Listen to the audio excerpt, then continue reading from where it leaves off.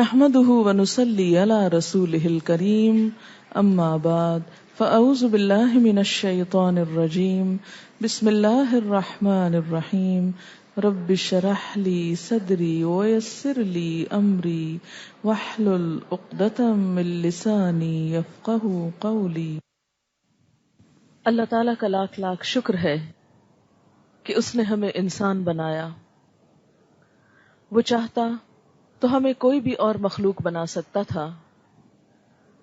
ہم انسان کی بجائے کوئی پودا ہو سکتے تھے، کوئی پتھر پہاڑ ہو سکتے تھے، کوئی جانور ہو سکتے تھے، اور ہمیں اللہ تعالیٰ جس شکل میں جس حالت میں چاہتے پیدا فرماتے اور ہم کچھ بھی نہ کر سکتے تھے۔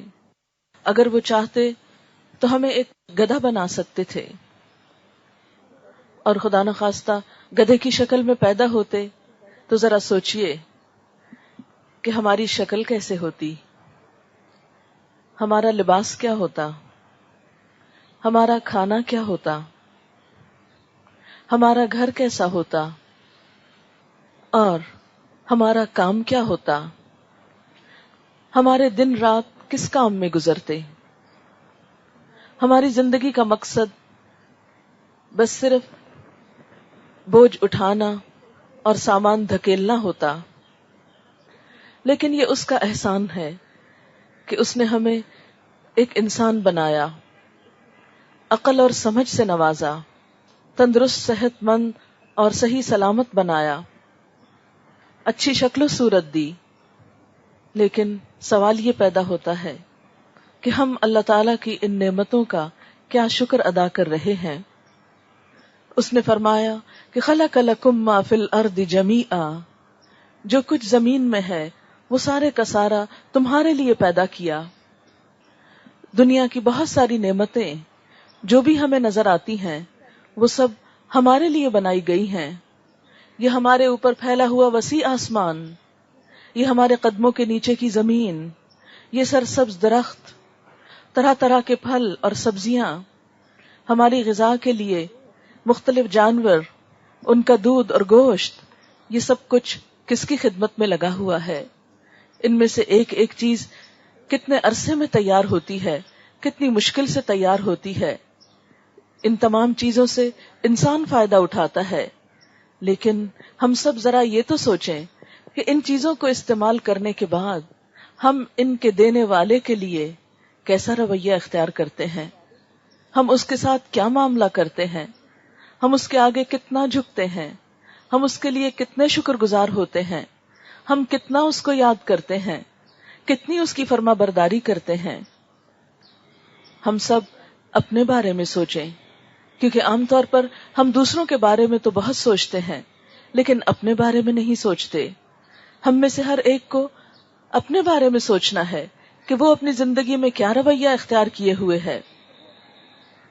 اللہ تعالیٰ نے یہ تمام چیزیں جو ہمارے لیے بنائیں، یہ ساری کی ساری مکمل طور پر اس کی تابعداری کر رہی ہیں، اس کی فرما برداری کر رہی ہیں۔ قرآن پاک میں اللہ تعالیٰ فرماتے ہیں وَلَهُ مَن فِي السَّمَاوَاتِ وَالْأَرْضِ كُلٌّ لَهُ قَانِتُونَ، اور اسی کے فرما بردار ہیں، اسی کے اطاعت گزار ہیں وہ سب جو آسمانوں میں ہیں اور جو زمین میں ہیں، سارے کے سارے اسی کے لیے تابعداری کر رہے ہیں، اسی کی فرما برداری کر رہے ہیں، اسی کے آگے جھکے ہوئے ہیں۔ یہ تمام چیزیں اللہ تعالیٰ کی مرضی کے مطابق کام کر رہی ہیں۔ ستارے جن کی تعداد بھی ہمارے احاطہ علم میں نہیں، ہم نہیں جانتے کہ وہ کتنے ہیں، 1 2 نہیں، 100 1000 نہیں، لاکھوں کروڑوں نہیں، ان گنت کی تعداد میں۔ یہ ستارے اور سیارے کس کے حکم کتابیں ہیں؟ کس نے ان کو ڈسپلن میں رکھا ہوا ہے؟ یہ کس کی بات مان رہے ہیں؟ اللہ تعالیٰ کی۔ اسی لیے یہ اپنی مرضی کر کے ہمارے اوپر گر نہیں پڑتے۔ اللہ کی ذات ہے جو ان کو تھامے ہوئے ہے، وہ اس کی مرضی کے مطابق دن رات اپنا سفر طے کرتے چلے جاتے ہیں۔ رات کو ہمیں چمکتے ہوئے نظر آتے ہیں، ہمارے لیے ایک خوبصورت سما پیدا کرتے ہیں۔ قرآن پاک میں اللہ تعالیٰ فرماتے ہیں کہ ہم نے ان کو آسمان دنیا میں ستاروں کو زینت کے طور پر پیدا کیا۔ یہ دنیا کی رونق ہے، زینت ہیں۔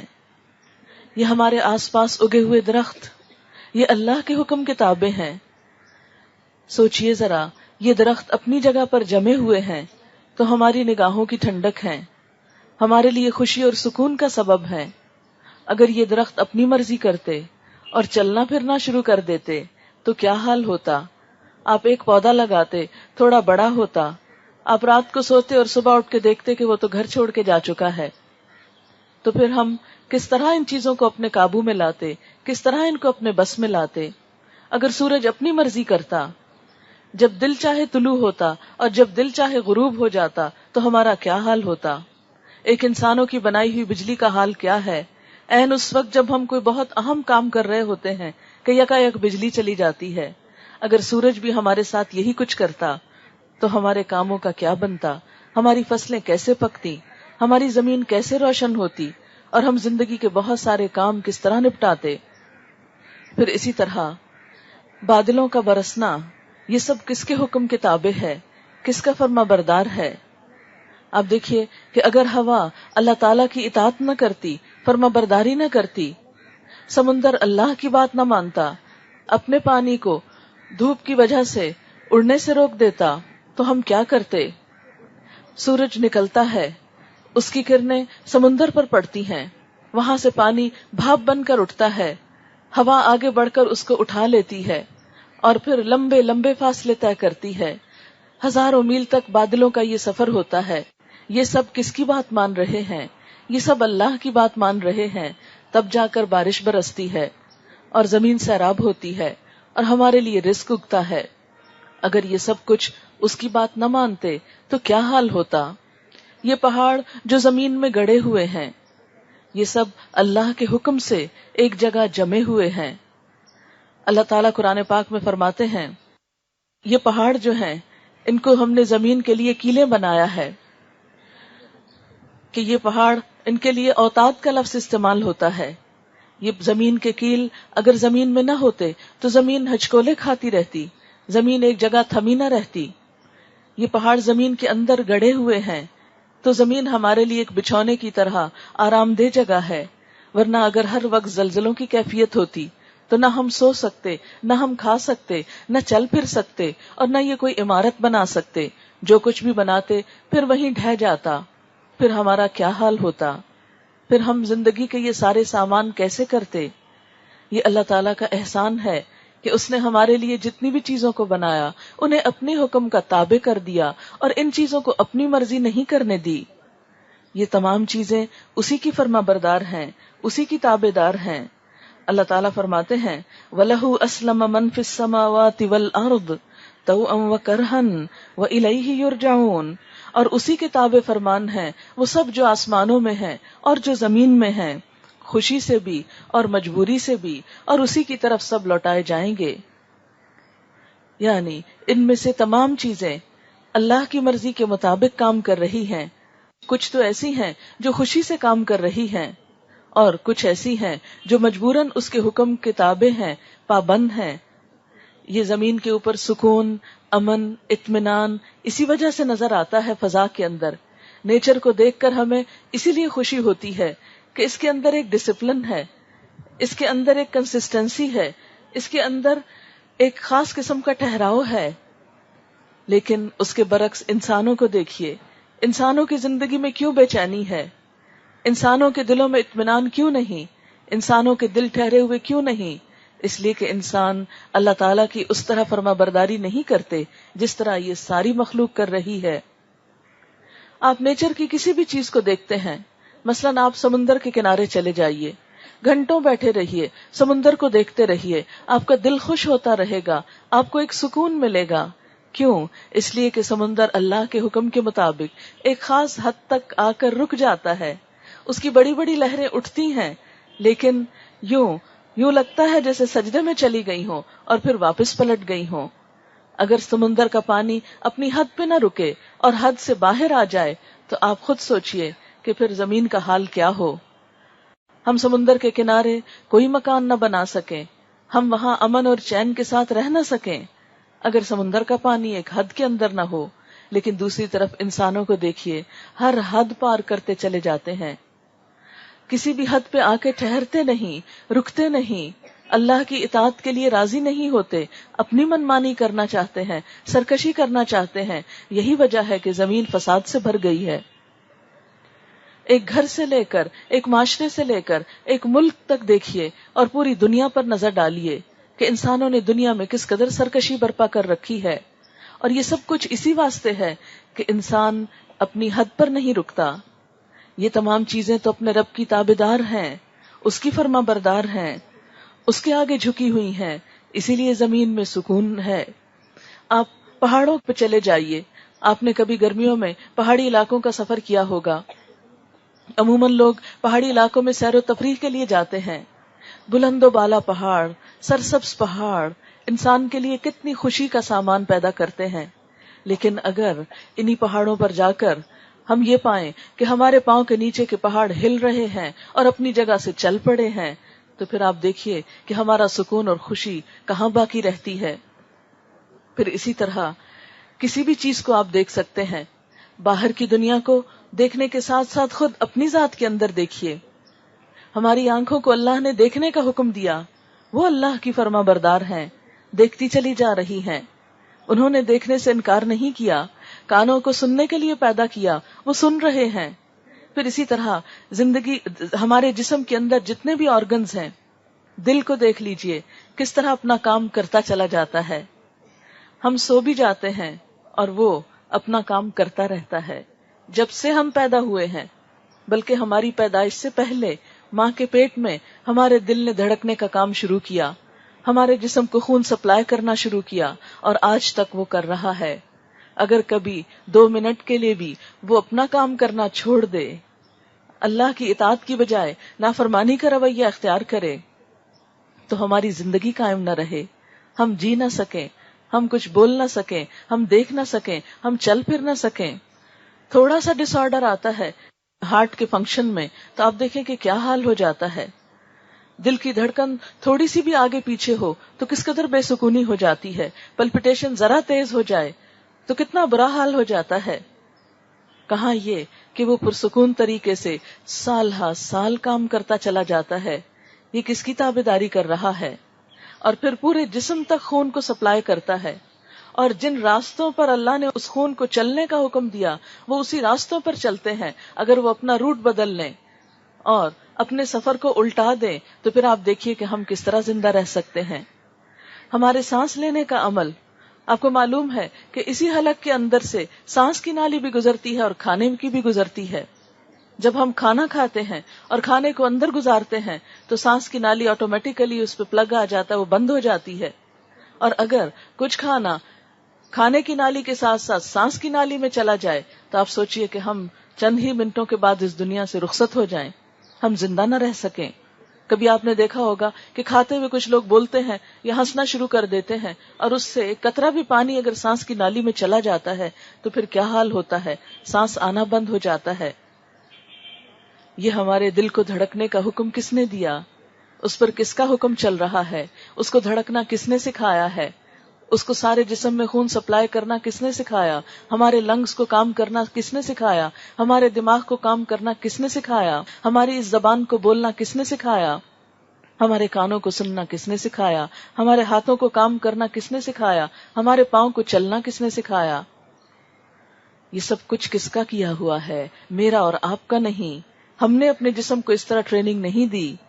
ہم نے تو کھول کے دیکھا بھی نہیں کہ ہمارے اندر کیا کچھ ہے اور کون سی چیز کہاں رکھی ہوئی ہے. کبھی اگر آپ تصویر میں دیکھیں کہ انسان کا جب پیٹ چاک کیا جاتا ہے یا سینہ کھولا جاتا ہے تو کس طرح لنگز اور ہارٹ اور میدا اور لیور اور تلی اور یہ تمام چیزیں اس طرح بہترین طریقے سے ایک چھوٹے سے خانے کے اندر پیکڈ ہیں، سٹفڈ ہیں کہ انسان دیکھ کر حیران ہو جاتا ہے کہ کس ترتیب کے ساتھ ایک ایک چیز رکھی ہوئی ہے کہ انسان کی عقل دنگ رہ جاتی ہے، حیران ہو جاتی ہے. اور ایک ہی جسم کے اندر کتنی فیکٹریز لگی ہوئی ہیں. صرف لیور کے بارے میں کہا جاتا ہے کہ لیور کا جو فنکشن ہے اگر وہ فنکشن زمین پر ہو تو اس کے لیے کم از کم 40 فیکٹریز آپ کو لگانی پڑے. جتنے کیمیکلز اس میں بنتے ہیں اور جتنا کام وہاں پر ہوتا ہے، اگر وہ زمین پر نکال کے کرنا پڑے، کسی انسانی کارخانے میں کرنا پڑے، تو کئی ایک فیکٹریاں ہم کو لگانی پڑے، جب جا کر فوڈ کی وہ ساری پروسیسنگ ہو، وہ تمام چیزیں بنے جو ہمارے جسم کو ضرورت ہوتی ہیں۔ پھر اسی طرح آپ دیکھیے کہ کائنات میں چڑیا کو اڑنا کس نے سکھایا؟ ہزاروں لاکھوں سال سے وہ اڑ رہی ہے، وہ کس کی بات مان رہی ہے؟ مچھلی کو تیرنا کس نے سکھایا؟ آپ نے اپنے بچوں کو سوئمنگ سکھائی ہوگی، آپ نے دیکھا ہوگا کہ بعض اوقات کتنے کتنے مہینے لگ جاتے ہیں جب جا کر وہ سوئمنگ سیکھتے ہیں، لیکن مچھلی پیدا ہوتے ہی، مینڈک کا بچہ ٹیڈپول آپ نے دیکھا ہوگا کہ پیدا ہوتے ہی کس طرح پانی میں چلا جاتا ہے، کس طرح اس میں اپنا کام کر لیتا ہے۔ اسی طرح سمندر کی مخلوق زمین کی مخلوق کے مقابلے میں 3 گنا زیادہ ہے۔ ہم کو تو ان کے نام بھی نہیں آتے، ہمیں تو ان کی قسمیں بھی نہیں معلوم، ہمیں تو یہ بھی نہیں معلوم وہ کھاتے کیا ہیں اور پیتے کیا ہیں، اور وہ سانس کس طرح لیتے ہیں، اور بچے کیسے پیدا کرتے ہیں، اور پانی کے اندر ان کو پالتے کیسے ہیں، ان کی روٹین کیا ہے، ہمیں تو یہ معلومات بھی نہیں۔ ان سب چیزوں کو کس نے علم دیا، کس نے سکھایا، وہ کس کی ہیں، کس کی فرما بردار ہیں؟ اللہ رب العزت کی۔ پھر اسی طرح بڑی چیزوں سے لے کر چھوٹی چیزوں پر آ جائیے، ایک سیل ہمارے جسم کا کس کے حکم سے کام کر رہا ہے؟ آپ کو معلوم ہے سیل کے اندر تھوڑا سا ڈس آرڈر ہو جائے تو کینسر جیسی بیماری پیدا ہو جاتی ہے۔ اب نارمل گروتھ اگر سیل کی ہونے لگے تو انسان صحیح سلامت نہیں رہتا، صحت مند نہیں رہتا۔ اسی طرح ہمارے جسم کا یا باہر کا کوئی بھی چیز اگر اللہ کی مرضی کے مطابق کام نہ کرے تو یہ زندگی کا یہ سارا سامان اپنی جگہ قائم نہ رہے۔ اگر ایک ستارہ یا سیارہ اپنی جگہ چھوڑ کر کسی اور مدار میں جا پڑے تو ہر چیز آپس میں ٹکرا جائے۔ یہ سب سکون اسی وجہ سے ہے کہ یہ تمام چیزیں اللہ تعالیٰ کی بات مان رہی ہیں۔ ایک ایٹم تک اللہ کے حکم سے کام کر رہا ہے، پھر ہمارے لیے کیا حکم ہے؟ ان سب چیزوں کو تو اللہ تعالیٰ نے بنا کر ان کی پروگرامنگ کر دی اور ان کو پابند کر دیا کہ وہ اللہ کی مرضی کے مطابق کام کریں، لیکن ہمیں اللہ نے آزادی دی تھی۔ جن کے لیے یہ سب کچھ بنایا تھا ان کو آزادی دی گئی، کس بات کی؟ اما شاکرا و اما کفورا، چاہے تو شکر گزار بنے اور چاہے تو ناشکرا بنے۔ اللہ تعالیٰ نے انسان کو یہ آزادی دی اور آج ہم انسان اس آزادی کو کس طرح استعمال کر رہے ہیں؟ ہمارے لیے سوچنے کی بات ہے، غور کرنے کا مقام ہے کہ ایک پہاڑ اور ایک دریا اور سمندر اور ایک مچھلی اور ایک چڑیا تو اللہ کی بات مانے، ذرہ ذرہ تو اللہ کی بات مانے، میرے جسم کا ایک ایک آرگن اللہ کی بات مانے، لیکن میں اللہ کی بات سے بھاگوں، میں اللہ کی بات نہ مانوں، میں اس کی اطاعت نہ کروں، میں اس کی نافرمانی کروں۔ یہ ساری کائنات تو اس کی وفادار ہے، اور اگر میں نے اللہ کی نافرمانی کی، میں نے اس کی اطاعت نہ کی، تو ان میں سے کوئی بھی میرا وفادار نہ ہوگا۔ یہ سب جو اللہ کے حکم کے پابند ہیں اور اللہ کے حکم کی پابندی خوشی سے کر رہے ہیں، کیونکہ توان کا لفظ بھی آتا ہے، جیسے زمین و آسمان کو اللہ تعالیٰ نے فرمایا تھا کہ آ جاؤ، خوشی سے یا ناخوشی سے، قالتا اتینا طائعین، تو انہوں نے کہا تھا ہم خوشی سے آتے ہیں۔ زمین و آسمان تو خوشی سے اللہ کی اطاعت کریں، لیکن میں اور آپ جن کے لیے یہ زمین و آسمان بنے، جن کے استعمال کے لیے، جن کے فائدے کے لیے یہ ساری مخلوق لگی ہوئی ہے، وہ پھر اللہ کے نافرمان ہوں، تو پھر آپ دیکھیے کہ ایسی نافرمانی کر کے، ایسی سرکشی کر کے آخرت میں انجام کیسے اچھا ہو سکتا ہے؟ آخرت میں پھر کیسے خوشی مل سکتی ہے؟ اللہ تعالیٰ نے ہمیں پیدا کر کے یہاں بھیجا اور پھر ہم سے دیکھا یہ جا رہا ہے کہ کون اپنی خوشی سے اللہ کی اطاعت کرتا ہے۔ اللہ تعالیٰ نے جبرن ہم کو مسلمان نہیں بنایا، لا اکراہ فی الدین، دین میں کوئی جبر نہیں، مسلمان بنانے کے لیے اس نے ہم پر جبر نہیں کیا۔ یہ الگ بات ہے کہ ہم اپنے ماں باپ سے مسلمان پیدا ہوئے تو ہم نے ایک لاشعوری طور پر اس اسلام کو قبول کر لیا، لیکن کسی کے لیے بھی کوئی مجبوری نہیں کہ وہ لازماً مسلمان بن کر ہی رہے، اور خاص طور پر اس آزادی کے دور میں کہ جب کوئی کسی کو نہیں پوچھتا کہ کس کا دین اور مذہب کیا ہے۔ لیکن ایسے حالات میں ہم میں سے ہر ایک خود اگر اپنے شوق سے، اپنی محبت سے، اپنی رغبت کے ساتھ اللہ کی طرف قدم اٹھاتا ہے تو اللہ تعالیٰ کے ہاں ایسے لوگوں کی بہت قدردانی ہے۔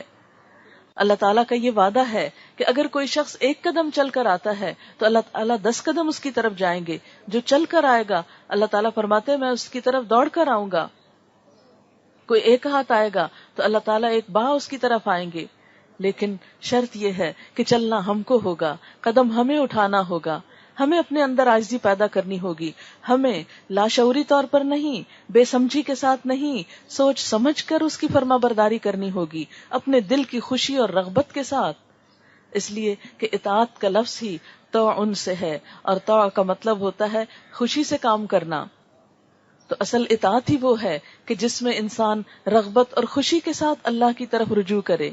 یہ نہیں کہ نماز کا وقت ہو تو ہم مجبوری سے اٹھیں، کسمساتے ہوئے اٹھیں، سستاتے ہوئے اٹھیں، اس کو ایک اپنے لیے مصیبت سمجھیں. نہیں، یہ مومن کی شان نہیں ہو سکتی. یہ تو منافق کے بارے میں بتایا گیا، وَإِذَا قَامُوا إِلَى الصَّلَاةِ قَامُوا كُسَالَىٰ، کہ جب وہ نماز کے لیے اٹھتے ہیں تو سستی کے مارے اٹھتے ہیں. یراؤن الناس، لوگوں کو دکھاوا کرنے کے لیے. بعضوں کا صرف لوگوں کے شرم کے مارے پڑھ لیتے ہیں، حالانکہ ان کے اپنے دل کے اندر کوئی خوشی اور رغبت نہیں ہوتی. ذرا سوچئے کہ وہ رب جس نے ہم کو سب کچھ دیا، اس نے ہمیں زندگی دی، اس نے ہمارے کھانے پینے کا سامان کیا، سب کچھ جو کچھ بھی ہمیں ملا اسی کی طرف سے ملا. یہ جینے کی جو مہلت ملی ہوئی ہے یہ بھی اس نے دی ہے. پھر جب وہ اپنی طرف بلاتا ہے حی علی الصلاۃ اور حی علی الفلاح کہہ کر، تو ہم کس دل کے ساتھ جاتے ہیں، کس دل کے ساتھ اس کے آگے جھکتے ہیں. قرآن پاک میں تو اللہ تعالیٰ فرماتے ہیں وَلِلَّهِ يَسْجُدُ مَن فِي السَّمَاوَاتِ وَالْأَرْضِ، اللہ کے لیے سجدہ کر رہی ہے ہر وہ چیز جو آسمانوں میں ہے اور ہر وہ چیز جو زمین کے اندر ہے. اگر باقی چیزیں اللہ کے آگے جھکی ہوئی ہیں تو میں نہ جھکی تو اللہ تعالیٰ کا کچھ بھی نقصان نہیں. اگر میں اس کے آگے نماز نہیں پڑھتی، میرا سر سجدے میں نہیں جاتا اور خوشی کے ساتھ نہیں جاتا اور ٹک کے نہیں جاتا، تو اس کا تو کچھ بھی نقصان نہیں. جس کے آگے اتنے فرشتے ہاتھ باندھے کھڑے ہیں، انگنت فرشتے ہاتھ باندھ کے اس کے آگے کھڑے ہیں، انگنت اس کے آگے رکوع میں ہیں، انگنت اس کے آگے سجدے میں پڑے ہوئے ہیں، اس کو ہماری کیا ضرورت، اس کو ہماری کیا پرواہ. اسے کوئی فرق نہیں پڑتا اگر میں نے اور آپ نے اس کے آگے خوشی سے سجدہ نہ کیا. زمین و آسمان کی ہر چیز اس کے سامنے اس کا ذکر کر رہی ہے، ہر چیز اس کے ذکر میں لگی ہوئی ہے، اس کی تسبیح کر رہی ہے. قرآن پاک میں اللہ تعالیٰ فرماتے ہیں وَإِن مِّن شَيْءٍ إِلَّا يُسَبِّحُ بِحَمْدِهِ وَلَٰكِن لَّا تَفْقَهُونَ تَسْبِيحَهُمْ، کوئی چیز ایسی نہیں جو اس کی تسبیح نہ کر رہی ہو لیکن تم ان کی تسبیح کو نہیں سمجھتے. اگر کائنات کا ذرہ ذرہ اللہ کی تسبیح کر رہا ہے، اس کا ذکر کر رہا ہے، اور میری زبان اس کے ذکر سے خالی ہے تو اس کو کوئی پرواہ نہیں، اس کی بادشاہت میں کچھ بھی کمی نہیں آتی، اس کو کچھ بھی نقصان نہیں ہوتا. وہ ہماری تسبیح سے اور ہمارے ذکر سے اور ہمارے سجدوں سے اور ہمارے صدقہ خیرات سے بالکل بے نیاز ہے. اسے اس میں سے کسی چیز کی بھی ضرورت نہیں، وہ ان میں سے کسی بھی چیز کا محتاج نہیں. یہ تو ہماری خوشی ہے، یہ تو ہماری سعادت ہے، یہ ہماری خوش قسمتی ہے کہ ہم اس کی طرف رجوع کریں. اس کو ہماری ضرورت نہیں، ہمیں اس کی ضرورت ہے. وہ تو بادشاہ ہے، ہم فقیر ہیں، ہم محتاج ہیں، ہم بندے ہیں. اس کی مرضی سے آئے ہیں، جب وہ چاہے گا واپس لے جائے گا، جب وہ واپس بلائے گا تو ہم کیا کریں گے؟ اگر ہم اپنی مرضی سے اس کی طرف رجوع نہیں کرتے تو ایک دن آئے گا جب واپس جانا پڑے گا، جب اس کا بھیجا ہوا فرشتہ آ جائے گا. معلوم نہیں دن کو دروازہ کھٹکھٹائے یا رات کو سوتے ہوئے میں بیڈ روم کا دروازہ نوک کر دے کہ میں آ گیا ہوں اللہ کا حکم لے کر. بس دنیا میں اب کھانا پینا بند، اب عیش و عشرت بند، اب سونا بند، اب تو چلو اپنے رب کے حکم کے آگے چلو، واپسی کا سفر شروع ہو گیا. دنیا میں رہنے کی مہلت ختم ہو گئی، پھر بھی تو ہم کو جانا ہے. معلوم نہیں ہسپتال کے بستر پہ جانا ہے یا گھر کے بستر پہ جانا ہے یا کسی راستے میں سفر کرتے ہوئے کہیں چلے جانا ہے، کسی بیماری کے ساتھ یا بغیر کسی بیماری کے. کچھ بھی تو نہیں تھا، ابھی بات کر رہا تھا، ابھی ہنس رہا تھا، ابھی تھوڑی دیر پہلے کھانا کھایا تھا. کچھ بھی نہیں، بیٹھے بیٹھے ہارٹ فیل ہو گیا ہے. ہاں کیوں ہو گیا؟ اللہ کا حکم آ گیا نا.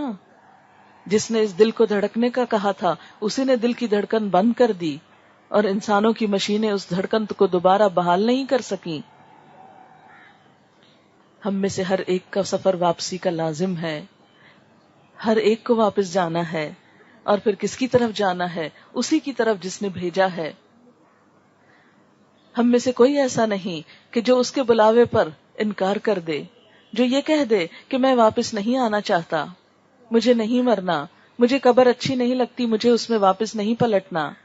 کوئی نہیں کہہ سکتا۔ ہر ایک کو سر تسلیم خم کرنا ہی پڑے گا، جھکنا ہی پڑے گا۔ اس لیے خوش قسمتی ہماری اسی میں ہے کہ ہم خوشی خوشی سرنڈر کر دیں اپنی زندگی میں، صحت کی حالت میں، جوان ہے تو جوانی کی حالت میں، ابھی دماغ کام کر رہا ہے تو اپنے پوری سوچ اور شعور کے ساتھ، دل جوان ہے تو دل کی خوشی کے ساتھ اس کے آگے جھک جائیں کہ میرے مالک، میرے مولا، میرے آقا، میرے رب، یہ سب کچھ تو تیرا دیا ہوا ہے، تجھ سے کہاں بھاگ کر جا سکتی ہوں؟ تو نے ہی تو پیدا کیا، تیری ہی طرف تو لوٹنا ہے، میں خوشی سے تیری طرف آتی ہوں، میں دل کی خوشی سے تیری ہر بات ماننا چاہتی ہوں، تو میری مدد فرما، مجھے اپنا بنا لے۔ ہم نے لا الہ الا اللہ ایک پڑھا تو ہے، لیکن وہ بے سوچے سمجھے بسا اوقات پڑھ دیتے ہیں۔ سب کہتے ہیں تو ہم بھی کہہ دیتے ہیں لا الہ الا اللہ، لیکن ہم میں سے کتنے لوگوں نے سوچ کر شعور کے ساتھ پڑھا کہ ہاں واقعی اس کے سوا کوئی الہ نہیں، وہی ہمارا پیدا کرنے والا ہے، وہی مالک ہے، وہی آقا ہے، وہی معبود ہے، وہی حاجتیں پوری کرتا ہے، وہی ضروریات پوری کرتا ہے، وہی مشکلیں آسان کرتا ہے، اسی کی طرف واپس پلٹ کر جانا ہے۔ لا الہ الا اللہ، یہ سب صفات اور کسی میں نہیں، اس کا کوئی شریک نہیں، اس جیسا کوئی نہیں، لیس کمثلہ شیء۔ ہم ہر نماز میں اس کو اللہ اکبر تو کہتے ہیں کہ اللہ سب سے بڑا ہے، لیکن اپنی زندگی میں بھی دیکھیں کیا واقعی سب سے بڑا ہے؟ اس لیے کہ جس کو ہم سب سے بڑا کہتے ہیں اس کی تو ہر بات کے آگے جھکتے چلے جاتے ہیں، جس کو واقعی ہم بڑا مانتے ہیں پھر اس کے آگے انکار نہیں ہو سکتا۔ انسانوں میں سے جس کو ہم بڑا مانتے ہیں اس کے آگے انکار کرتے ہوئے شرماتے ہیں، نہیں کیسے انکار کروں، بڑا ہے مجھ سے، شرم آتی ہے انکار کرتے ہوئے، لیکن ایک اللہ کے حکم کے آگے آخر ہم کیوں انکار کر دیتے ہیں؟ وہاں ہم کو حیا کیوں نہیں آتی؟ وہاں ہمیں جھجک کیوں نہیں آتی کہ ہائے اللہ کا حکم ہے، کیسے نہ مانوں؟ اس لیے ہماری خوش قسمتی تو اسی میں ہے کہ خوشی سے مان جائیں، بلا من اسلم وجہہ للہ، کیوں نہیں، بلکہ جس نے اپنا چہرہ اللہ کے حوالے کر دیا، اپنا آپ اللہ کو سونپ دیا، وہو محسن، اور وہ محسن بھی ہے، نیکوکار بھی ہے، خوشی سے نیک کام کرتا ہے، فلہ اجرہ، تو اس کا اجر عند ربہ، اس کے رب کے پاس ہے، ولا خوف علیہم، ایسے لوگوں پر کوئی خوف نہ ہوگا، ولا ہم یحزنون، اور نہ وہ غمگین ہوں گے۔ ایسے لوگوں کی واپسی کا سفر جب شروع ہوگا تو وہ مطمئن اور پرسکون اور خوشحال ہو کر لوٹیں گے۔ وہ اللہ کی طرف جب واپس جائیں گے تو خوشی خوشی جائیں گے، اور ان کا بھی بہترین طریقے سے استقبال کیا جائے گا کہ آ میرے بندے، تو نے اپنی خوشی کے ساتھ میرے سامنے جھکنا گوارا کیا، میری اطاعت قبول کی، مجھے راضی کرنے کی کوشش کی، آج میں تجھ کو راضی اور خوش کر دوں گا۔ تو نے دنیا کے خوف اور خطرے میری خاطر مول لیے، آج میں تیرے لیے کوئی خوف اور غم نہ چھوڑوں گا۔ ہم میں سے ہر ایک یہ سوچے کہ وہ کس طرح کی واپسی چاہتا ہے، اپنا کیسا انجام چاہتا ہے، اپنی کیسی آخرت چاہتا ہے، وہ دوسری دنیا جس میں ہم کو جا کر رہنا ہے، اس دنیا کے بارے میں ہم نے کیا سوچ رکھا ہے کہ وہاں ہم اپنا کیسا انجام چاہتے ہیں، وہ گھر جو ہمیشہ ہمیشہ کا ہے۔ بار بار آپ قرآن پاک میں پڑھتے ہیں خالدین فیہا، ہمیشہ ہمیشہ اس میں رہیں گے، ہمیشہ کا گھر جسے کبھی نہیں چھوڑنا۔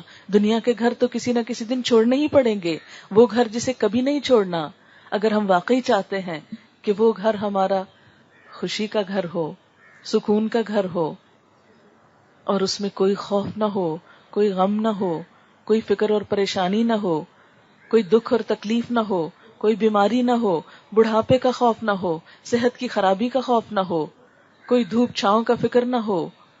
اگر ہم ایسا گھر چاہتے ہیں جو ہر خوف اور ہر غم سے پاک ہو، تو پھر اس کی قیمت کیا دینی ہوگی آج اس دنیا میں، جبکہ اللہ تعالیٰ نے ہمیں سینسز میں رکھا ہوا ہے، اپنے شعور کے ساتھ، اپنے ہوش و حواس کے ساتھ، اپنے دل کے پورے جذبات کے ساتھ اس بات کا عہد کریں کہ اللہ ہم تیرے بن کر جئیں گے، تو نے ہمیں سب کچھ دیا، ہم بھی تیرے وفادار ہیں۔ اگر انسان سوچے تو اگر اللہ ہمارا رزق روک لے تو کوئی بندہ نہیں دے سکتا۔ اللہ تعالیٰ قرآن پاک میں فرماتے ہیں قُلْ أَرَأَيْتُمْ إِنْ أَصْبَحَ مَاؤُكُمْ غَوْرًا فَمَنْ يَأْتِيكُمْ بِمَاءٍ مَّعِينٍ، ان سے کہو کبھی تم نے یہ بھی سوچا کہ اگر تمہارے کنووں کا پانی زمین میں اتر جائے تو کون ہے جو اس پانی کی بہتی ہوئی سوتیں تمہیں نکال کر لا دے؟ یعنی تمہاری ساری مشینیں ناکام ہو جائیں اگر پانی ہی نہ رہے۔ اس صحرا میں کیوں نہیں انسان کہیں سے نہریں نکال لاتے، کیوں نہیں کہیں سے کنویں نکال لیتے، کیوں نہیں وہاں کوئی بارش برسا لیتے کہ اتنی بہترین زمین ہے کہ جہاں ابھی تک کبھی کچھ نہیں ہوگا، اگر وہاں پر پانی مل جائے تو معلوم نہیں زمین کیا کچھ خزانے اگلے۔ لیکن انسان کتنا بے بس ہے، آج اتنی ترقی کے باوجود، اتنی سب سہولتوں کے باوجود انسان زمین کے ایک بہت بڑے حصے کو آباد نہیں کر سکا۔ اور اپنے ہی ملک کا حال دیکھیے، روز اخباروں میں آپ پانی کا جھگڑا پڑھتے ہوں گے۔ یہ جھگڑے کیوں ہیں؟ اگر پانی لانا انسانوں کے بس کی بات ہوتی تو آپس میں جھگڑنے کے بجائے زمین سے ہی سب کچھ نکال لیتے، اور زمین سے بھی قابل استعمال پانی جب ہی نکلتا ہے جب اللہ کا اذن ہوتا ہے، جب اللہ کا حکم ہوتا ہے۔ تو ایسے میں ہم سب کے لیے حکم کیا ہے کہ ہم اللہ کی طرف رجوع کریں، اور اگر اللہ کے اس طریقہ زندگی دین اسلام سے منہ موڑ کر کچھ اور ہم چاہیں گے تو اس کے بارے میں بھی سن لیجئے۔ فرمایا وَمَن يَبْتَغِ غَيْرَ الْإِسْلَامِ دِينًا فَلَن يُقْبَلَ مِنْهُ، جو اسلام کے علاوہ کوئی اور دین چاہے گا، اور اسلام کیا ہے؟ اپنے آپ کو اللہ کے حوالے کر دینا، جو احکامات اس نے دیے ہیں، جو شریعت اس نے دی ہے، اس کو دل کی خوشی سے تسلیم کرنا۔ تو جو شخص اسلام کے علاوہ کوئی اور طریقہ زندگی چاہے گا فَلَن يُقْبَلَ مِنْهُ، وہ اس سے ہرگز قبول نہ کیا جائے گا۔ یعنی قیامت کے دن اگر انسان اپنے نامہ اعمال میں اللہ کی نافرمانی لے کر جائے گا، سرکشی لے کر جائے گا، تو وہ اس سے قبول نہ کی جائے گی۔ انسان اللہ کی نافرمانی میں خواہ کتنا ہی تھکتا رہے، کتنی ہی محنت کرے، کتنے بڑے بڑے کام کرے، آخرت میں ان کاموں کا کچھ بھی صلہ نہیں، کوئی بھی اجر نہیں، کوئی بھی جزا نہیں۔ قرآن پاک میں اللہ تعالیٰ فرماتے ہیں قُلْ هَلْ أُنَبِّئُكُمْ بِالْأَخْسَرِينَ أَعْمَالًا، کیا میں بتاؤں تم کو کہ اعمال کے اعتبار سے سب سے زیادہ خسارے میں کون لوگ ہیں؟ الذین ضل سعیہم فی الحیاۃ الدنیا، وہ لوگ جن کی ساری کوششیں دنیا کی زندگی میں گم ہو کر رہ گئیں، وہم یحسبون انہم یحسنون صنعا، اور وہ سمجھتے رہے کہ وہ بہت اچھے کام کر رہے ہیں۔ عام طور پر دنیا میں یہی ہوتا ہے، ہم میں سے ہر شخص یہی سمجھتا ہے کہ وہ جو کچھ کر رہا ہے بہت اچھا ہے۔ اگر ہم میں سے ہر شخص اپنے بارے میں سوچے تو ہم کیا سمجھتے ہیں کہ ہم بالکل مطمئن ہیں، ہم میں کون سی خرابی، ہم کیا غلط کر رہے ہیں، ہم جو کر رہے ہیں ٹھیک ہی کر رہے ہیں۔ اگر کبھی کسی کو کہا جائے آؤ قرآن پڑھو، آؤ اللہ کی بات سنو، کہتے ہیں کہ کس کو نہیں پتا قرآن میں کیا لکھا ہوا ہے، حالانکہ کبھی قرآن نہیں پڑھا ہوتا، کچھ معلوم نہیں ہوتا، لیکن ٹالنے کے لیے ایسی بڑی بڑی باتیں کہہ جاتے ہیں۔ ہر چیز کے لیے ہم وقت نکال لیتے ہیں، ہر کورس کرنے کو تیار ہوتے ہیں، لیکن اللہ کی کتاب پڑھنے کے لیے ہمارے پاس وقت نہیں ہوتا، سہولت اور گنجائشیں نہیں ہوتی۔ کیوں نہیں؟ اس لیے کہ ان چیزوں کی اہمیت جو نہیں۔ ہم زمین کی طرف دیکھتے ہیں، زمین کے اوپر چھوٹی چھوٹی چیزوں سے متاثر ہوتے ہیں، یہاں کے فائدے اور نقصان کو بڑی اہمیت دیتے ہیں، لیکن ہماری نگاہیں اوپر نہیں اٹھتی۔ ہم ان سے تو متاثر ہیں جو زمین پر کوئی چھوٹا سا کام کر کے لے آتے ہیں۔ کوئی شخص ایک مشین ایجاد کر لیتا ہے تو اس سے ہم بہت متاثر ہو جاتے ہیں، دنیا کے ان ممالک کی طرف ریجھی ہوئی نظروں سے دیکھتے ہیں، وہاں جانے کے لیے، وہاں رہنے کے لیے خواب دیکھتے ہیں، ان سے متاثر ہیں، مروب ہیں کہ انہوں نے جہاز بنا لیے، انہوں نے بڑے بڑے راکٹ بنا لیے، وہ چاند تک پہنچ گئے، اور انہی چیزوں سے متاثر ہوتے رہتے ہیں۔ چاند پہ پہنچنے والوں سے تو بہت مروب ہیں، چاند بنانے والے سے مروب کیوں نہیں؟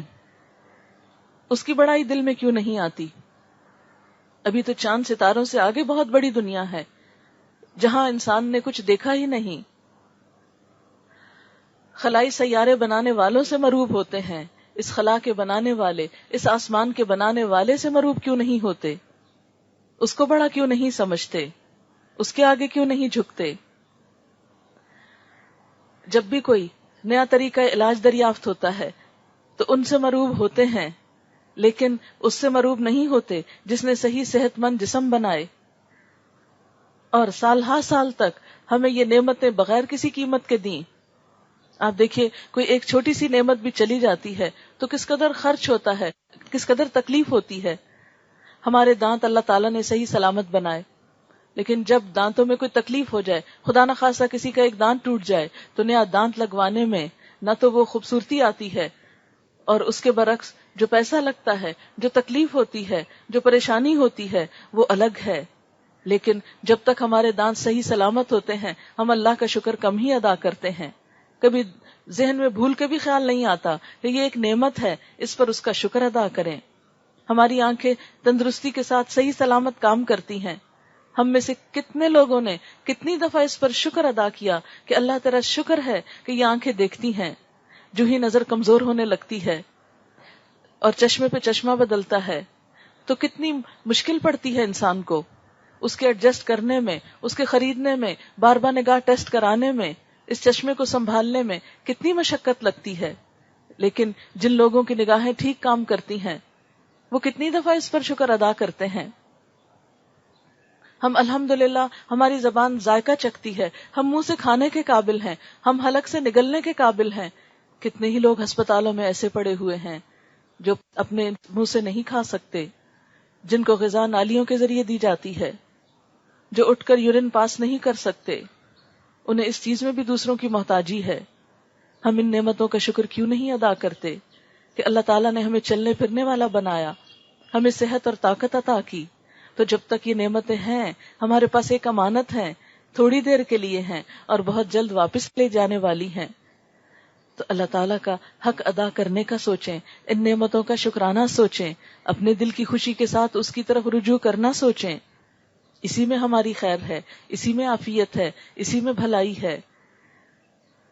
تو ہم سب مسلمان تو ہیں الحمدللہ، لیکن ہمیں ضرورت اس بات کی ہے کہ ہم شعوری مسلمان بنیں، ہم اپنی سوچ اور اپنے ارادے کے ساتھ اللہ کی اطاعت میں اپنے آپ کو دیں، اور جب ہم ایسا کریں گے تو دنیا میں بھی فرق محسوس کریں گے کہ ہمارے دل کے اندر اطمینان ہو جائے گا۔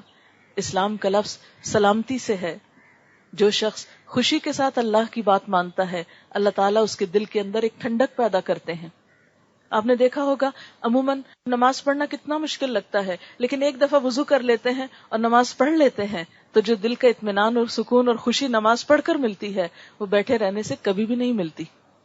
آپ نے ان دونوں کیفیتوں کا خود اپنی ذات میں تجربہ کیا ہوگا کہ آذان ہوئی، نماز پڑھ لی، اگرچہ پڑھتے وقت مشکل اور مشقت ہوئی، تھوڑی تکلیف محسوس ہوئی، لیکن جب پڑھ لی تو دل کی حالت بدل گئی۔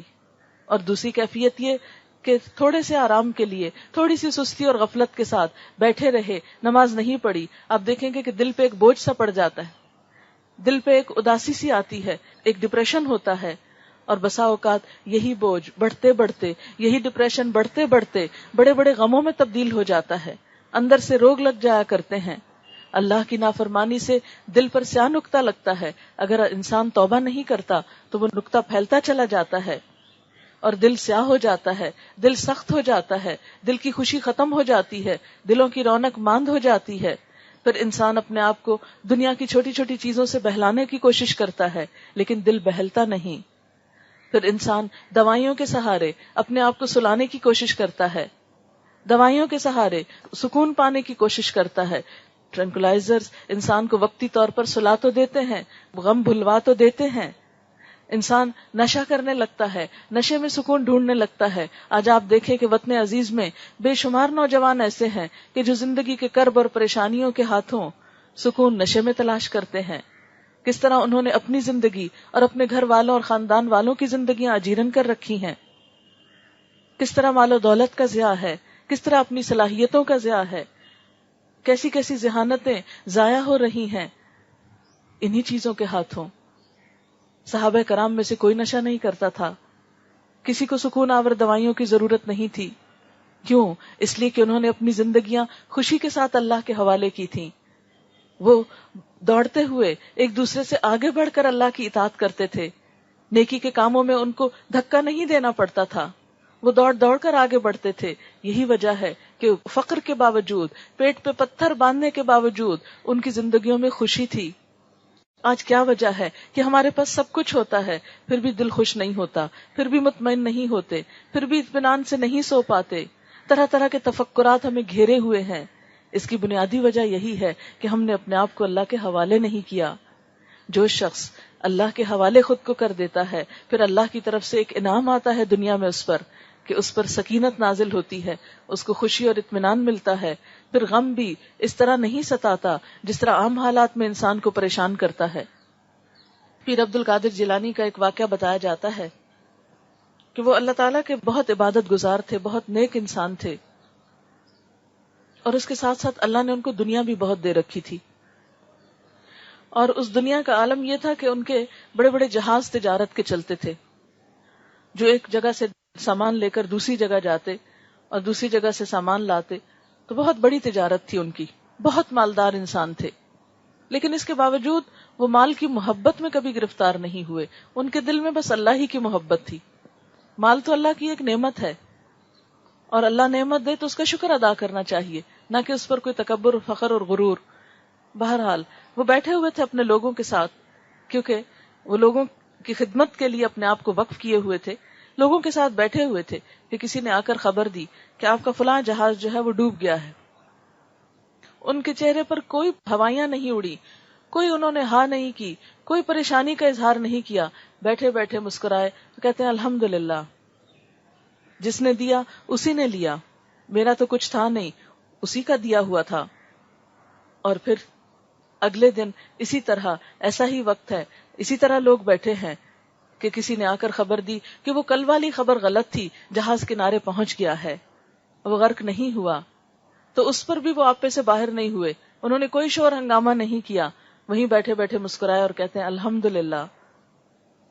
تو ان کے پاس جو بیٹھنے والے تھے انہوں نے پوچھا کہ کل جب آپ کو یہ خبر ملی کہ جہاز ڈوب گیا ہے تب بھی آپ کے منہ پہ الحمدللہ تھا، اور آج جب پتا چلا کہ وہ بچ گیا ہے تو آپ کے منہ پہ پھر بھی الحمدللہ تھا. تو انہوں نے کیا بتایا ہوگا؟ آپ سوچئے. انہوں نے یہی کہا کہ میں نے اپنے دل کا جائزہ لیا کہ اللہ جب نعمت لیتا ہے تو میں کیا رویہ اختیار کرتا ہوں، جب دیتا ہے تو کیا کرتا ہوں. ان دونوں میں بہت بڑا فاصلہ نہیں، اس لیے کہ دینا بھی اس کا ہے، لینا بھی اس کا ہے. تو جب ہر چیز کا مالک وہ ہے، جو کچھ ہمیں ملا ہے یہ اس کی نعمت ہے، یہ ہمیں کوئی انعام کے طور پہ نہیں ملا، بطور نعمت ملا ہے. اور یہی چیزیں اگر ہم ان کو اللہ کی اطاعت میں لگائیں گے تو قیامت کے دن ان کے صلے میں بطور انعام یہ سب کچھ ملے گا. جہاں تک دنیا کی محبت کا تعلق ہے تو یہ فطری طور پر انسان کے دل میں موجود ہے. اللہ تعالیٰ فرماتے ہیں زُيِّنَ لِلنَّاسِ حُبُّ الشَّهَوَاتِ مِنَ النِّسَاءِ وَالْبَنِينَ وَالْقَنَاطِيرِ الْمُقَنطَرَةِ مِنَ الذَّهَبِ وَالْفِضَّةِ وَالْخَيْلِ الْمُسَوَّمَةِ وَالْأَنْعَامِ وَالْحَرْثِ ذَلِكَ مَتَاعُ الْحَيَاةِ الدُّنْيَا وَاللَّهُ عِندَهُ حُسْنُ الْمَآبِ. کہ انسانوں کے دلوں میں کچھ چیزوں کی محبت رکھ دی گئی ہے، کچھ خواہشات کی محبت رکھ دی گئی. کس کس چیز کی؟ من النساء، عورتوں کی، والبنین، بیٹوں کی، والقناطیر المقنطرتی، اور ڈھیروں مال کی، خزانوں کی، من الذهب والفضة، سونے اور چاندی کے ڈھیر، والخیل المسومتی، اور نشان لگے گھوڑے، اور آج کے دور میں آپ گاڑیاں سمجھ سکتے ہیں، والانعام، اور مویشی جانور، والحرث، اور کھیتیاں. یہ سب چیزیں، ان کی محبت اللہ نے انسانوں کے لیے بنائی ہیں، ان کی محبت بھی اللہ ہی نے دلوں میں ڈالی ہے. لیکن ساتھ ہی اللہ تعالیٰ نے ان کی حقیقت کیا فرمائی؟ ذالک متاع الحیات الدنیا، یہ تو دنیا کی زندگی کا سامان ہے. متاع کہتے ہیں فائدہ اٹھانے کی چیز، یہ تو چند دن کی زندگی میں فائدہ اٹھانے کی چیزیں ہیں. لیکن یہ نہ بھولو کہ واللہ عندہ حسن المآب، اللہ اس کے پاس بہترین ٹھکانہ ہے، بہترین انجام اس کے پاس ہے، بہترین پلٹ کر جانے کی جگہ تو وہاں ہے. یہ تو چند روزہ زندگی کی چیزیں ہیں، یہ ہمیشہ کے لیے ساتھ نہیں دیتی. سوچئے جب انسان دنیا سے جاتا ہے تو اس کا حال کیا ہوتا ہے. کتنے بھی کپڑے ہوں ہمارے یہیں رہ جاتے ہیں، ایک سفید کپڑے میں لے کے جاتے ہیں. کتنا بھی اچھا بیڈ روم ہو اس قبر کے گھر کے اور اس بیڈ روم کو بھی یاد کر لیجئے. کوئی وہاں لائٹ نہیں جلاتا, کوئی کارپیٹ نہیں بچھاتا, کوئی وہاں ہوا کے لیے کھڑکی نہیں رکھتا. اس اندھیرے گھر میں دفن کر کے آ جاتے ہیں. پھر اس کے بعد آپ دیکھیے کہ جتنی بھی ہمارے نام پہ پراپرٹی ہو سب یہیں رہ جاتی ہے, دوسرے اس کو تقسیم کر لیتے ہیں. جتنی بھی چیزیں ہیں یہ سب تو دنیا کی زندگی کے استعمال کے لیے ہیں کہ یہ نعمتیں اللہ نے دی, ان کو خود بھی استعمال کیا جائے, ان کو لوگوں پر بھی خرچ کیا جائے. یہ تو دراصل امتحان ہے, لیکن نظر انسان کی آخرت کے گھر پر رہے. اور پھر فرمایا قل انبئکم, ان سب چیزوں کو پا کر کیا میں تم کو بتاؤں, بخیر من ذالکم, ان سے بھی اچھی چیز. یعنی ایک انسان جس کے پاس یہ سب کچھ ہے اس کو کیا کہا جا رہا ہے, یہ سب کچھ مل گیا تم کو. کون کون سی چیزیں؟ اچھی بیوی, بیٹے, ڈھیروں مال, سونا چاندی, گاڑیاں, جانور مویشی, مال متاع اور کھیتیاں, فصلیں, زمینیں, سب کچھ ہے نا. انسان کہتا ہاں میرے پاس بہت کچھ ہے. اللہ تعالیٰ فرماتے اس سے اچھا بتاؤں. ان چیزوں پہ انسان ناز کرتا ہے نا کہ میرے پاس یہ بھی ہے, یہ بھی ہے, یہ بھی ہے, ان میں سے ہر چیز میرے پاس ہے, میرے پاس کوئی کمی نہیں. فرمایا نہیں, ابھی کمی ہے. اس سے اچھی چیز بھی ہے جسے تم بھولے ہوئے ہو. اور وہ کیا ہے؟ اُنبئکم بخیر من ذالکم للذین اتقوا عند ربہم جنات, جو لوگ اپنے رب کا تقوی اختیار کرتے ہیں, ان چیزوں کو استعمال کر کے ان کے نہیں ہو کے رہ جاتے, ان میں رہتے ہوئے اللہ کو نہیں بھولتے بلکہ اللہ سے محبت رکھتے ہیں اور اللہ تعالیٰ کے بارے میں سوچتے رہتے ہیں اور اس کی خوشی کے کام کرتے رہتے ہیں, اس سے ڈر کر زندگی بسر کرتے ہیں, سرکشی نہیں کرتے. ان لوگوں کے لیے کیا ہے؟ عند ربہم جنات, ان کے رب کے پاس باغات ہیں, تجری من تحتها الانہار, جن کے نیچے نہریں بہ رہی ہیں, خالدین فیہا, وہ اس میں ہمیشہ ہمیشہ رہیں گے, وازواج مطہرۃ, اور پاکیزہ بیویاں, ورضوان من اللہ, اور اللہ کی رضامندی, واللہ بصیر بالعباد, اور اللہ بندوں کو دیکھ رہا ہے کہ میرے بندے ان سب چیزوں کو پا کر کرتے کیا ہیں, مجھے یاد رکھتے ہیں یا ان چیزوں کے ہو جاتے ہیں. جیسے آپ نے دیکھا ہوگا کہ ہم عام طور پر بچوں کو بہترین تعلیم دلواتے ہیں, بہترین ان کی خدمت کرتے ہیں اور ان کو جوان کرتے ہیں, پالتے ہیں, پوستے ہیں, زندگی کی ہر نعمت ان کے قدموں میں رکھتے ہیں. آپ نے اکثر دیکھا ہوگا ماں باپ کی خواہش ہوتی ہے کہ بچوں کو اچھی ڈگری دلوانے کے ساتھ اچھی جاب دلوائیں, اس کے لیے معلوم نہیں کیا کچھ کرتے رہتے ہیں. ان کے پاس اچھا گھر ہو, اگر وہ بنانے کی طاقت نہیں رکھتے اور اپنے پاس طاقت ہو تو انسان کہتا ہے کہ چلو بچوں کے گھر بھی بنا ڈالے اور ان کے لیے زندگی کی ہر سہولت پیدا کرے. لیکن کئی دفعہ آپ نے دیکھا ہوگا کہ سب کچھ ساری زندگی ماں باپ بچوں کو دیتے رہتے ہیں اور بچوں کو جب یہ سب کچھ مل جاتا ہے تو وہ ماں باپ ہی کو بھول جاتے ہیں, ادھر سے ہی نظریں چرا جاتے ہیں, ادھر سے ہی منہ موڑ جاتے ہیں. اور یہی دراصل زندگی کا حال ہے. ہم انسان بھی تو اللہ تعالیٰ کے ساتھ ایسا ہی کر رہے ہیں. اس نے سب کچھ ہمیں دیا, اس نے ذرے سے پروان چڑھایا. وہ رب العالمین جس نے ہمیں ایک حقیر نطفے سے ایک انسان بنا دیا اور زندگی کی بہترین نعمتیں دے کر جوانی عطا کی, اتنی نشو نما دی کہ ہماری ساری صلاحیتیں بہترین طریقے پہ کام کر رہی ہیں, مال و دولت سے نوازا, اور آج جب سب کچھ مل گیا تو ہمارا حال کیا ہے, ہم کیا کر رہے ہیں؟ اسی کو بھول گئے. اسی کی طرف لوٹنے کا ٹائم نہیں, اس کے لیے سجدہ کرنے کا ٹائم نہیں, اس کے ذکر کا ٹائم نہیں, اس کی کتاب پڑھنے کا ٹائم نہیں, اس کو خوش کرنے کے لیے اس کے بندوں کا خیال رکھنے کا ٹائم نہیں, مریضوں کی عیادت کا ٹائم نہیں, فقیروں مسکینوں کو کھانا کھلانے کا ٹائم نہیں. اس کے لیے ہمارے پاس سوچ نہیں. کیوں نہیں؟ جس رب نے یہ سب کچھ دیا ہے ہمیں اس کا شکر ادا کرنا ہے. اور پھر آپ دیکھیں کہ ان سب چیزوں کے لیے کیا فرمایا, وَرِضْوَانٌ مِّنَ اللَّهِ, اللہ کی رضامندی ان سب چیزوں سے بڑھ کر ہے کہ آخرت میں سب نعمتیں بھی ملے گی, اس سے کئی گنا زیادہ بہتر, اور اللہ کی رضا بھی ملے گی. لیکن یہ کس کے لیے ہے؟ جو دنیا میں اللہ کو راضی کرنے کی کوشش کرتا ہے. الذین یقولون, وہ لوگ جو کہتے ہیں ربنا, اے ہمارے رب, اننا آمنا, بے شک ہم ایمان لے آئے, فاغفر لنا ذنوبنا, تو ہمارے گناہوں کو بخش دے, ہمیں معاف فرما دے, وقنا عذاب النار, اور ہمیں آگ کے عذاب سے بچا. ان لوگوں کی صفات کیا ہوتی ہیں؟ الصابرین, یہ صبر کرنے والے ہوتے ہیں, کیونکہ اطاعت صبر چاہتی ہے. ہم خوش دلی کے ساتھ جذبے میں آ کے جوش میں آ کے بعض اوقات اللہ کے ساتھ بڑے بڑے عہد کرتے ہیں، لیکن ذرا سی مشکل پیش آتی پیچھے ہٹ جاتے ہیں. نہیں بھئی میری تو اتنی آرام سے زندگی بسر کر رہی تھی، جس دن سے میں نے دین کا نام لیا تو میرے اوپر تو مشکلوں کی ایک قطار آ گئی، یہ بھی مشکل ہو گئی، یہ بھی ہو گئی. یہ اللہ تعالیٰ کی طرف سے ٹیسٹ بھی آتے ہیں. آپ دیکھیں کہ اللہ کے بندوں پہ کیسے کیسے ٹیسٹ آئے. کیا حضور صلی اللہ علیہ وسلم مکہ میں 40 سال امن و امان سے نہیں رہ رہے تھے؟ کتنی عزت تھی، کتنا سب کچھ تھا. حضرت خدیجہ سے شادی کے بعد مکہ کی سب سے مالدار خاتون تھی، اتنی تجارت تھی ان کی کہ سارے مکہ والوں کا مال ایک طرف ہوتا اور حضرت خدیجہ کا تجارتی سامان دوسری طرف ہوتا، بلکہ اس سے بھی زیادہ ہوتا. اس قدر مالدار خاتون سے آپ کی شادی ہوئی تھی، بچے تھے، سب نعمتیں تھی. لیکن جب اللہ نے آپ کو حکم دیا کہ آؤ میرے دین کو پھیلاؤ تو کیسی کیسی مشکلات آئیں، لیکن مقام اور مرتبہ بھی اتنا ہی بلند ہوا. ورنہ دنیا کا مال و دولت تو اوروں کے پاس بھی تھا، اس مال و دولت کے ساتھ وہ کہاں گئے پھر دنیا سے. عزت دراصل اس میں ہے کہ ایک بندہ اللہ تعالیٰ کے لیے کیا کرتا ہے اور اللہ تعالیٰ کے ہاں اس کا کیا مقام ہے. تو الصابرین، دین کی طرف آنے کے لیے سب سے پہلی صفت صبر. والصادقین، اور سچ بولنے والے، کہ انسان اپنی زندگی سے جھوٹ نکال دے، کیونکہ ایمان اور جھوٹ ایک جگہ جمع نہیں ہو سکتے. والقانتین، اور مسلسل اطاعت کرنے والے.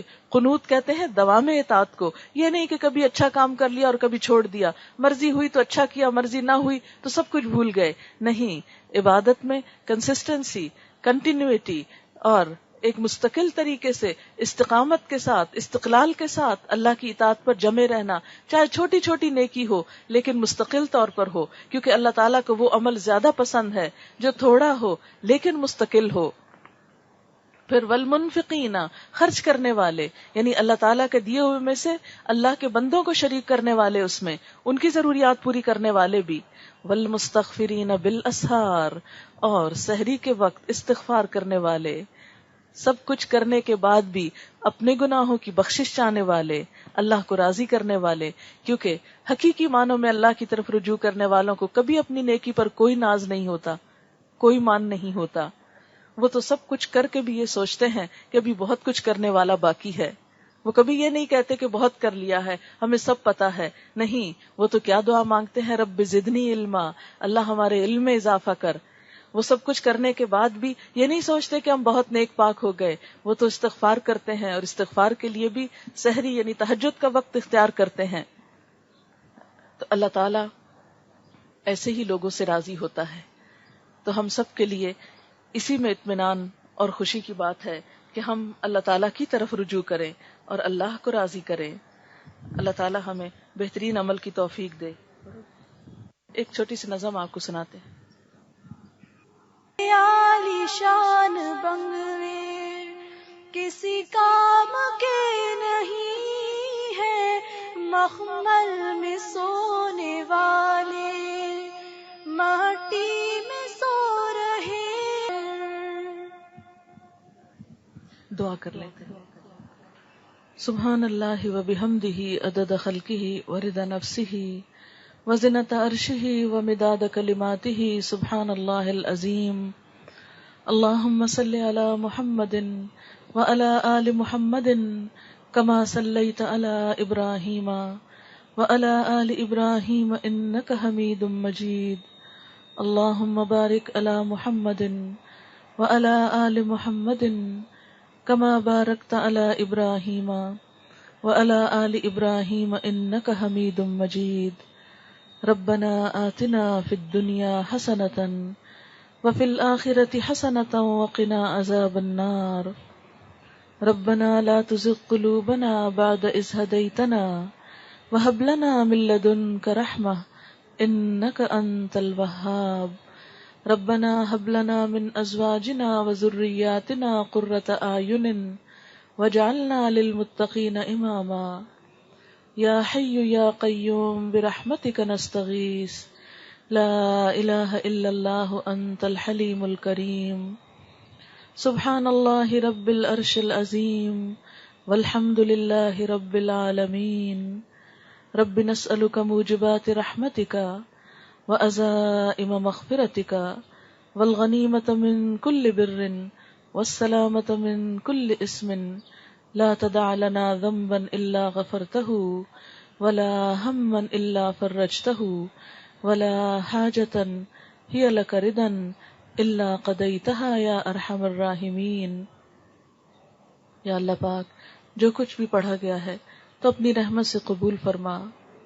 یا اللہ جو بات تیری مرضی اور تیری پسند کے مطابق ہوئی ہو ہمیں اس پر عمل کی توفیق عطا فرما. ہمارے دلوں کو اس کے لیے کھول دے. یا اللہ ہمارے دلوں میں اپنے کلام کی محبت پیدا کر دے. ہمارے دلوں میں اپنی عظمت پیدا کر دے. ہمارے دلوں میں اپنی بڑائی کا احساس پیدا کر دے. یا رب العالمین ہم سب سے بڑا تجھی کو سمجھیں. یا اللہ اپنے آگے جھکنے کی توفیق عطا فرما. یا رب العالمین ہمارے لیے دین پر عمل کرنا آسان کر دے. یا اللہ ہمارے اندر عاجزی پیدا کر دے. یا اللہ ہمیں اپنے بندوں کے حقوق ادا کرنے کی توفیق عطا فرما. یا اللہ اگر آج کے کلام میں کوئی بات ایسی زبان سے بھول کر نکل گئی ہو جو آپ کو پسند نہ آئی ہو تو ہم سب کو اس سے دور کر دے اور ہمیں سیدھے رستے کی ہدایت عطا فرما. ہمیں وہ کام کرنے کی توفیق دے جس سے تو راضی ہو جائے. یا اللہ سب کا آنا یہاں قبول فرما. یا اللہ سب بہنوں کے آنے کی کوشش قبول فرما. یا اللہ اس گھر پر اپنی خیر و برکت نازل فرما. انہیں اس کا بہترین اجر اور ثواب عطا فرما. یا رب العالمین ان کی تمام دنیا اور آخرت کی مشکلات آسان فرما. یا اللہ جتنی بھی بہنیں آئی ہیں یا اللہ ان سب کے دلوں میں جو نیک دعائیں اور تمنائیں ہیں ان کو پورا فرما. یا رب العالمین تمام بیماروں کو تندرستی عطا فرما. یا اللہ ہمیں اپنے بچوں کی طرف سے آنکھوں کی ٹھنڈک نصیب فرما. یا اللہ ہماری اولادوں کو ہدایت عطا فرما. انہیں دنیا اور آخرت کی کامیابی عطا فرما. یا رب العالمین ہمارے والدین پر اپنی رحمت فرما. ہمیں ان کے لیے صدقہ جاریہ بنا. یا رب العالمین ہمیں اپنا قرب نصیب فرما. یا اللہ پاک تو ہم پر اپنی رحمت نازل فرما. یا اللہ مسلمانوں میں آپس میں اتفاق اتحاد اور محبت پیدا کر دے. یا رب العالمین تو ہمارے گناہوں کو معاف کر دے. ہماری آخرت کی منزلوں کو آسان کر دے. یا اللہ ہماری موت کو ہمارے لیے آسان کر دینا. یا اللہ تو ہماری قبروں کو روشن کر دینا. ہمارا حساب کتاب آسان کر دینا. یا اللہ تو ہم سب کو رزق حلال عطا فرما. یا اللہ ہر طرح کے حرام سے محفوظ رکھنا. یا رب العالمین تو ہمیں ان لوگوں میں شامل کر لے جن سے تو راضی ہو گیا ہے. یا اللہ تو ہم سب کو جنت الفردوس میں جگہ عطا فرمانا. یا اللہ تو ہم سے راضی ہو جانا. یا اللہ تو ہم سب کو اپنی رحمت سے ڈھانپ لے. یا رب العالمین جتنے بھی لوگ آئے ہیں ان سب کا آنا قبول فرما. یا اللہ جنہوں نے اس محفل کا انتظام کیا ہے انہیں اس کی بہترین جزا عطا فرما اور ان کے لیے اس کو صدقہ جاریہ بنا. ربنا تقبل منا انک انت السمیع العلیم وتب علینا انک انت التواب الرحیم. وصلی اللہ تعالی علی خیر خلقہ محمد وعلی آلہ واصحابہ واہل بیتہ اجمعین برحمتک یا ارحم الراحمین. الہی آمین. سبحانک اللہم وبحمدک نشہد ان لا الہ الا انت نستغفرک ونتوب الیک. والسلام علیکم ورحمۃ اللہ وبرکاتہ.